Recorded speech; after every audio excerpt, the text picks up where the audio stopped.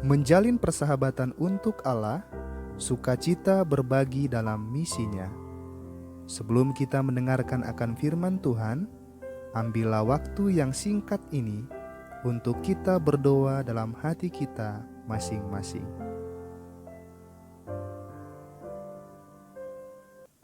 Amin.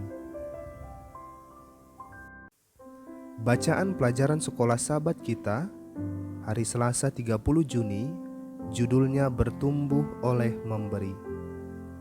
Laut mati menandai titik terendah bumi. Berada di tinggian 1380 kaki di bawah permukaan laut, Laut Mati menempati peringkat sebagai laut terendah di dunia. Sungai Yordan mengalir keluar dari Danau Galilea dan berkelok-kelok melintasi lembah Yordan sampai di Laut Mati. Iklim yang panas dan kering, dengan sinar matahari yang kuat dan kondisi padang pasir, menyebabkan air menguap dengan sangat cepat. Karena kandungan garam dan mineral Laut Mati adalah 33,7%, sedikit yang dapat bertahan di perairannya. Tidak ada ikan, tidak ada tanaman, hanya beberapa mikroba dan bakteri di bagian bawah. Bacalah Yohanes 7 ayat yang ke-37 dan 38, Lukas 6 ayat yang ke-38, berbeda dengan pengalaman Laut Mati.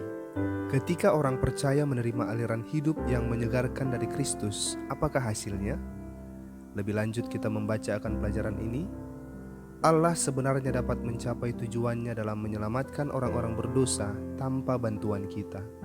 Akan tetapi supaya kita dapat mengembangkan suatu tabiat yang sama seperti tabiat Kristus, wajiblah kita mengambil bagian dalam pekerjaannya untuk dapat menikmati kegerangannya, kegerangan melihat jiwa-jiwa yang ditebus oleh pengorbanannya. Wajiblah kita mengambil bagian dalam segenap pekerjaannya untuk penebusan mereka itu.